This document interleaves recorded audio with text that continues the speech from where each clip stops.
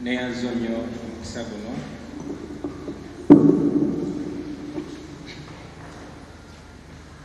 sebo omukadde waffe Bika Jeno Musinya Kasibante, sebo bwana mukulu Father Mayanja, abakulembeze bonna Father Musala n'obukulembeze bw'Ekereziya, Oweekitiibwa ennyo Katikkiro waffe, Katikkiro wa Buganda, Oweekitiibwa Katikkiro yawummula mukadde waffe Mumanya Muyise Mogerere, sebo Omulangira Wasajja Minisita waffe, na mwenna Bakristu bannaffe mwenna, Omukama mulungi obudde bwonna.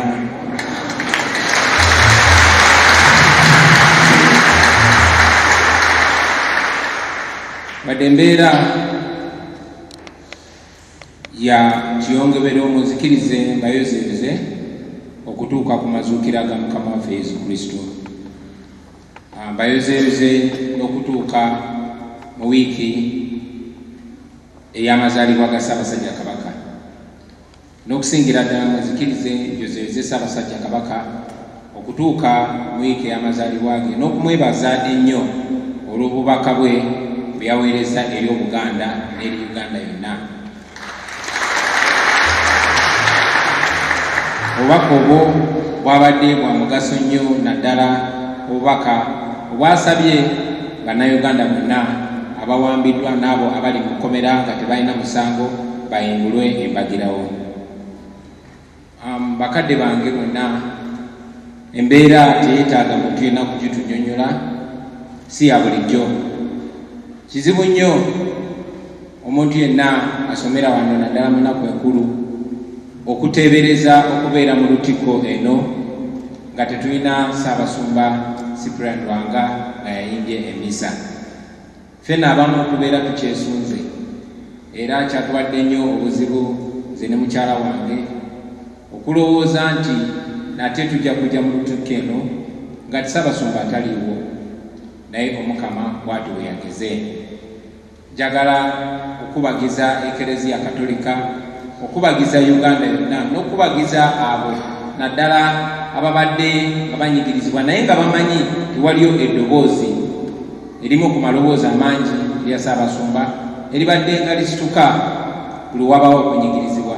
Just ngebula teziwera na ssaawa 24 okwosa eggulo, Ssaabasumba yasitudde eddoboozi lye oluvannyuma lw'okutambuza ekkubo ly'omusalaba n'asaba gavumenti ete abo bonna bannayuganda abawambibwa, abatulugunyizibwa, abali makomera naye nga tebalina musango. Kyannaku nnyo titezaaweza essaawa 24 ng'afudde. Ssaabasumba yeegasse ku bannamadiini abali outspoken oba ababadde nga balina eddoboozi eritatiirira kwogera mazima. Teginawera myezi 3 nga Bishop Kagwa w'e Masaka atufuddeko mu nfa paka kati tennategerekeka. Mu mbeera y'emu Ssaabasumba w'essaza ekkulu Dr. Cyprian Kizito Lwanga naye afudde mu ngeri etategerekeka. Ekyo nno tekiri kufefeka n'ekyatandikira eyo mu Baganda baffe Abasiraamu nga bwe mwalaba nti Sheikh Anas Kalisa yagenda bw'atyo, Sheikh Nuhu Muzata naye yagenda bw'atyo mu ngeri etanyonyolwa bannayuganda. Twakuzibwa ng'Abakatuliki ng'Abaganda ng'ebintu ebimu naddala bwe biba binene nnyo tubitiisa omumwa ne tutabyogerako kuba oliawo nga tubyogerako mu nkukutu. Naye nebaza Katonda nti guno omugigi gw'Abakatuliki oguliwo tukkiririza mu kwogera ensonga mu lwatu. N'olw'ensonga eyo ku lw'abannange bonna abalina ebibuuzo ebingi ennyo naye nga ansa ntono, njagala nange okusitula eddoboozi okusaba okumanya ekyaviiriddeko okufa kwa Ssaabasumba Cyprian Lwanga ne bannamadiini abalala.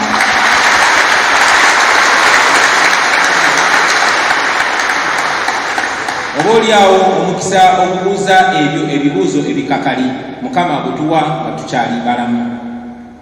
Oba oliawo okutiisibwatiisibwa kwe tuyitamu kulemesa bangi nnyo okwogera ku nsonga enkulu, naye manyi nti nange kama kwogera oba oliawo mwene Ekereziya mwennyini mwe bajja okungalamiza ng'abalala bonna. Naye nge ne mbeera okutuukawo ng'ate etuuseewo mu mazuukira ga Mukama waffe Yesu, nsaba ffenna mu kifo ky'okututiisa etugumye bugumya. Gano amazuukira, eno Pasika etegeeza nti Mukama waffe Yesu Kristo gwe tukkiririzamu yawangula okufa, yawangula amagombe. Kitegeeza nti n'okufa, kubanga kye tusinga okutya, n'okufa tekusobola kuwangula mazima. N'olw'ensonga eyo twefaananyirize Yesu Kristo Mukama waffe, era tugendeere mu bigere byabo abakulembeze ab'amadiini aboogeddenga amazima. Kyanaku nnyo ensi yaffe bwetyo bweri. Funye n'omukisa nga ne Katikkiro waffe tuli naye wano, mukadde wange nzikiriza nkuloopere nti abaana ba Buganda batemulwa, abaana ba Buganda bawambibwa, ne bakubibwa, ne balayibwa, ne bakuulibwamu amaaso n'enjala, ne battibwa. Oba awo bantu bangi nnyo baatiisibwa okusibwa amaloboozi. Nebaza nnyo Katikkiro, nebaza nnyo Eklezia Katolika n'abakulembeze bonna bonna mu ngeri ez'enjawulo abasitudde amaloboozi gaffe. Engeri gye tutakkiririza mu kuyiwa musaayi, engeri gye tukkiririza mu kwesimagama ku mazima.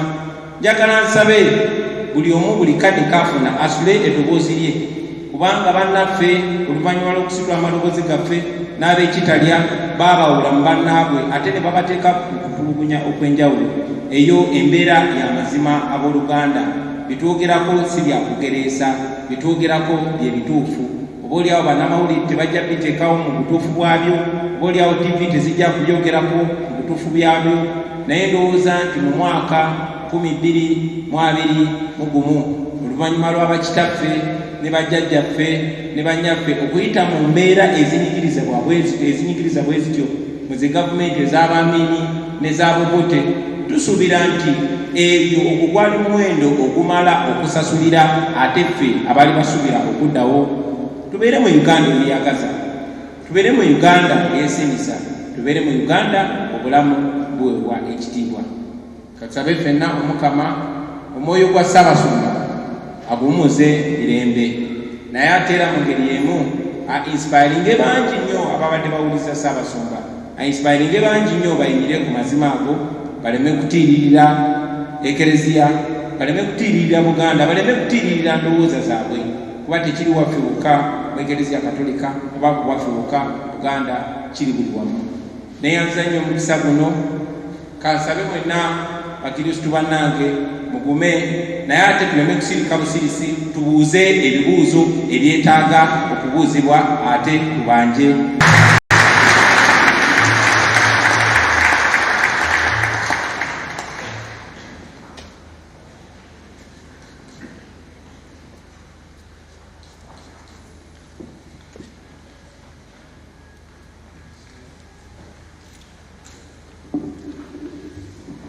Neyanza nnyo omukisa guno.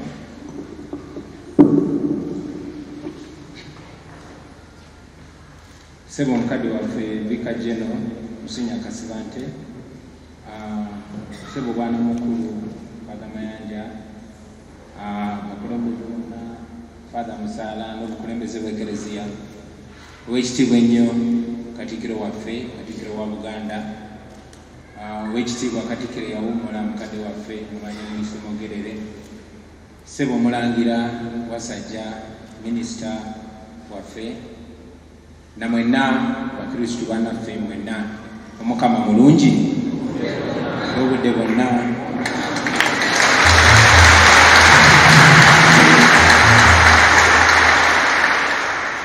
Wadde embeera ya kiyongebero muzikirize mbayozeeze okutuuka ku mazuukira ga Mukama waffe Yesu Kristo. Mbayozeeze n'okutuuka mu wiiki ey'amazaalibwa ga Ssaabasajja Kabaka, n'okusingira ddala muzikirize njozeeze Ssaabasajja Kabaka okutuuka mu wiiki ey'amazaalibwa ge, n'okumwebaza ennyo olw'obubaka bwe byaweereza eri Obuganda n'eri Uganda yonna. Obubaka obwo bwabadde bwa mugaso nnyo, naddala obubaka obwasabye bannayuganda bonna abawambiddwa n'abo abali mu kkomera nga tebalina musango bayimbulwe embagirawo. Bakadde bange bonna, embeera teyeetaaga muntu yenna kugitunyonnyola. kutunnyonnyola si ya bulijjo. Kizibu nnyo omuntu yenna asomera wano naddala mu nnaku enkulu okuteebereza okubeera mu Lutikko eno nga tetulina Ssaabasumba Cyprian Lwanga nga yayimbye emmisa. Ffenna abamu okubeera tukyesunze era kyatuwadde nnyo obuzibu nze ne mukyala wange okulowooza nti nate tujja kujja mu Lutikko eno nga Ssaabasumba ataliiwo, naye Omukama bw'ati bwe yageze. Njagala okubagiza Ekereziya Katolika, okubagiza Uganda yonna, n'okubagiza abo naddala ababadde nga banyigirizibwa naye nga bamanyi tiwaliyo eddoboozi erimu ku maloboozi amangi erya Ssaabasumba eribadde nga lisituka buli wabawo okunyigirizibwa. Just ngebula teziwera na ssaawa 24 okwosa eggulo Ssaabasumba yasitudde eddoboozi lye oluvannyuma lw'okutambuza ekkooli y'omusalaba n'asaba gavumenti ete abo bonna Bannayuganda abawambibwa, abatulugunyizibwa, abali makomera naye nga tebalina musango. Kyannaku nnyo titezaaweza essaawa 24 ng'afudde. Ssaabasumba yeegasse ku bannamadiini abali outspoken oba ababadde nga balina eddoboozi eritatiirira kwogera mazima. Teginawera myezi 3 nga Bishop Kaggwa w'e Masaka atufuddeko mu nfa paka kati tennategeerekeka. Mu mbeera y'emu Ssaabasumba w'essaza ekkulu Dr. Cyprian Kizito Lwanga naye afudde mu ngeri etategeerekeka. Ekyo nno tekiri kufefeka n'ekyatandikira eyo mu baganda baffe Abasiraamu nga bwe mwalaba nti Sheikh Anas Kalisa yagenda bw'atyo, Sheikh Nuhu Muzata naye yagenda bw'atyo mu ngeri etannyonnyolwa Bannayuganda. Twakozibwa ng'Abakatoliki ng'Abaganda ng'ebintu ebimu naddala bwe biba binene nnyo tubitiisa omumwa ne tutabyogerako kuba oliawo nga tubyogerako mu nkukutu. Naye nebaza Katonda nti guno omugigi gw'Abakatoliki oguliwo tukkiririza mu kwogera ensonga mu lwatu. N'olw'ensonga eyo ku lw'abannange bonna abalina ebibuuzo ebingi ennyo naye nga ansa ntono, njagala nange okusitula eddoboozi okusaba okumanya ekyaviiriddeko okufa kwa Ssaabasumba Cyprian Lwanga ne bannamadiini abalala.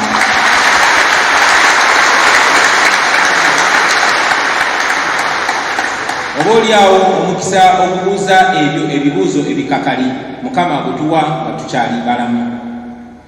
Oba oliawo okutiisibwatiisibwa kwe tuyitamu kulemesa bangi nnyo okwogera ku nsonga enkulu, naye manyi nti nange kama kwogera oba oliawo mwene Ekereziya mwennyini mwe bajja okungalamiza ng'abalala bonna. Naye nge ne mbeera okutuukawo ng'ate etuuseewo mu mazuukira ga Mukama waffe Yesu, nsaba ffenna mu kifo ky'okututiisa etugumye bugumya. Gano amazuukira eno Pasika etegeeza nti Mukama waffe Yesu Kristo gwe tukkiririzamu yawangula okufa, yawangula amagombe. Kitegeeza nti n'okufa kubanga kye tusinga okutya, n'okufa tekusobola kuwangula mazima. N'olw'ensonga eyo twefaananyirize Yesu Kristo Mukama waffe era tugendeere mu bigere byabo abakulembeze ab'amadiini aboogeddenga amazima. Kyannaku nnyo ensi yaffe bwetyo bweri. Funye n'omukisa nga ne Katikkiro waffe tuli naye wano, mukadde wange nzikiriza nkuloopere nti abaana ba Buganda batemulwa, abaana ba Buganda bawambibwa, ne bakubibwa, ne balayibwa, ne bakuulibwamu amaaso n'enjala, ne battibwa. Oba oliawo bantu bangi nnyo baatiisibwa okusibwa amaloboozi. Nebaza nnyo Katikkiro, nebaza nnyo Ekereziya Katolika n'abakulembeze bonna bonna mu ngeri ez'enjawulo abasitudde amaloboozi gaffe. Engeri gye tutakkiririza mu kuyiwa musaayi, engeri gye tukkiririza mu kwesimagama ku mazima. Njagala nsabe buli omu buli kadi kaafuna asule eddoboozi lye, kubanga bannaffe oluvannyuma lw'okusitula amaloboozi gaffe n'ab'ekitalya baabawula mu bannaabwe ate ne babateeka okutulugunya okw'enjawulo. Eyo embeera y'amazima abooluganda. Bitwogerako si bya kugereesa, bitwogerako bye bituufu. Oba oliawo bannamawulire tebajja biteekawo mu butuufu bwabyo, oba oliawo TV tezijja kubyogerako mu butuufu byabyo. Naye ndowooza nti mu mwaka 2021 oluvannyuma lw'abakitaffe ne bajjajjaffe ne bannyaffe okuyita mu mbeera ezinyigiriza bwe zityo mu zi gavumenti ez'abamiini n'ez'abobote, tusuubira nti ebyo ogwo gwali muwendo ogumala okusasulira ate ffe abaali basuubira okuddawo. Tubeere mu Uganda ebiyagaza, tubeere mu Uganda eyesimisa, tubeere mu Uganda obulamu buweebwa ekitiibwa. Katusabe ffenna Omukama omwoyo gwa Ssaabasumba agumuze mirembe, naye ate era mu ngeri y'emu ainsipayiringe bangi nnyo ababadde bawuliza Ssaabasumba, ainsipayiringe bangi nnyo bayimirire ku mazima ago, baleme kutiiririra Ekereziya, baleme kutiiririra Buganda, baleme kutiiririra ndowooza zaabwe, kuba tekiri waffe wokka mu Ekereziya Katolika oba ku waffe wokka Buganda, kiri buli wamu. Neeyanza nnyo omukisa guno, kansabe mwenna bakristu bannange mugume, naye ate tuleme kusirika busirisi, tubuuze ebibuuzo ebyetaaga okubuuzibwa ate tubanje.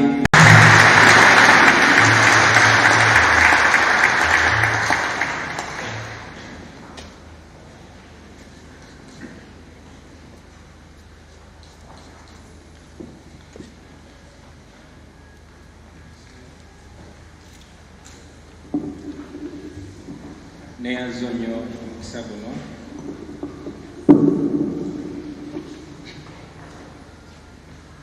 ssebo omukadde waffe Vicar General Musinya Kasibante, ssebo bwana mukulu Father Mayanja, mukulembeze wonna Father Musaala n'obukulembeze bw'Ekereziya, Oweekitiibwa ennyo Katikkiro waffe, Katikkiro wa Buganda, Oweekitiibwa Katikkiro yawummula mukadde waffe Mumanya Minisita Mogerere, ssebo Omulangira Wasajja Minisita waffe, na mwenna bakristu bannaffe mwenna, Omukama mulungi obudde bwonna.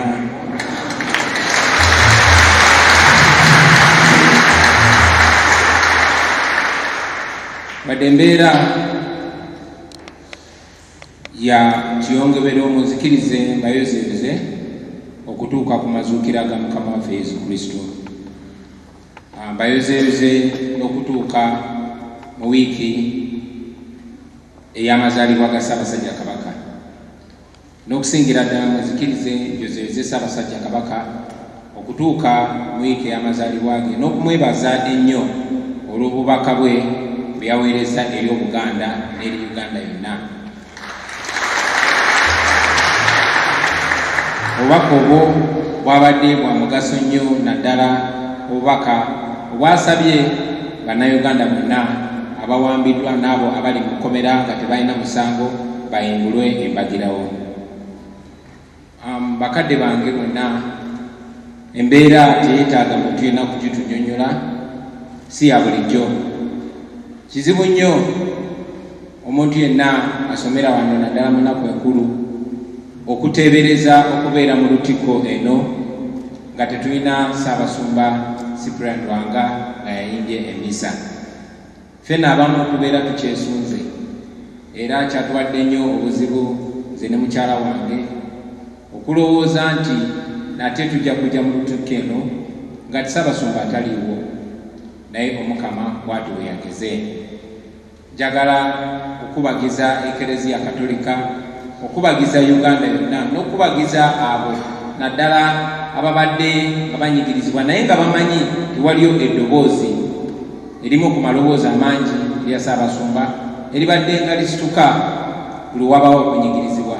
Just ngebula teziwera na ssaawa 24 okwosa eggulo, Ssaabasumba yasitudde eddoboozi lye oluvannyuma lw'okutambuza ekkooli y'omusalaba n'asaba gavumenti ete abo bonna bannayuganda abawambibwa, abatulugunyizibwa, abali makomera naye nga tebalina musango. Kyannaku nnyo titezaaweza essaawa 24 ng'afudde. Ssaabasumba yeegasse ku bannamadiini abali outspoken oba ababadde nga balina eddoboozi eritatiirira kwogera mazima. Teginawera myezi 3 nga Bishop Kaggwa w'e Masaka atufuddeko mu nfa paka kati tennategerekeka. Mu mbeera y'emu Ssaabasumba w'essaza ekkulu Dr. Cyprian Kizito Lwanga naye afudde mu ngeri etategeerekeka. Ekyo nno tekiri kufefeka n'ekyatandikira eyo mu baganda baffe abasiraamu nga bwe mwalaba nti Sheikh Anas Kalisa yagenda bw'atyo, Sheikh Nuhu Muzata naye yagenda bw'atyo mu ngeri etanyonyolwa Bannayuganda. Twakozebwa ng'Abakatoliki ng'Abaganda ng'ebintu ebimu naddala bwe biba binene nnyo tubitiisa omumwa ne tutabyogerako kuba oliawo nga tubyogerako mu nkukutu. Naye nebaza Katonda nti guno omugigi gw'Abakatoliki oguliwo tukkiririza mu kwogera ensonga lwatu. N'olw'ensonga eyo olw'abannange bonna abalina ebibuuzo ebingi ennyo naye nga ansa ntono, njagala nange okusitula eddoboozi okusaba okumanya ekyaviiriddeko okufa kwa Ssaabasumba Cyprian Lwanga ne bannamadiini abalala.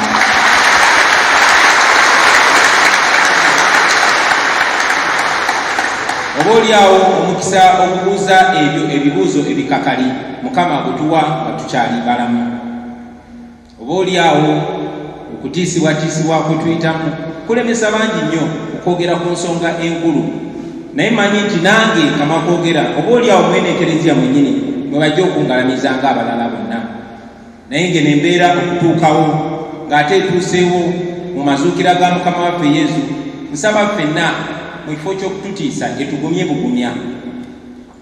Gano amazuukira, eno Pasika etegeeza nti Mukama waffe Yesu Kristo gwe tukkiririzamu yawangula okufa, yawangula amagombe. Kitegeeza nti n'okufa, kubanga kye tusinga okutya, n'okufa tekusobola kuwangula mazima.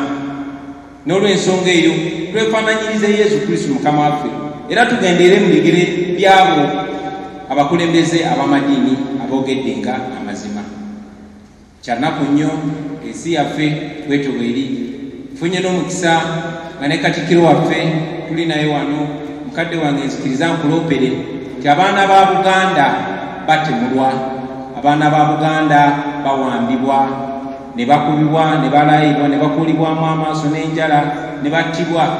Oba oliawo bantu bangi nnyo baatiisibwa okusitula amaloboozi. Nebaza nnyo Katikkiro, nebaza nnyo Eklezia Katolika n'abakulembeze bonna bonna mu ngeri ez'enjawulo abasitudde amaloboozi gaffe. Engeri gye tutakkiririza mu kuyiwa musaayi, engeri gye tukkiririza mu kwesimagama ku mazima. Njagala nsabe buli omu buli kadde kaafuna asule eddoboozi lye, kubanga bannaffe oluvannyuma lw'okusitula amaloboozi gaffe n'ab'ekitalya baabawula mu bannaabwe ate ne babateeka ku kutulugunya okw'enjawulo. Eyo embeera y'amazima abooluganda. Bitwogerako si bya kugereesa, bitwogerako bye bituufu. Oba oliawo bannamawulire tebajja biteekawo mu butuufu bwabyo, oba oliawo TV tezijja kubyogerako mu butuufu byabyo.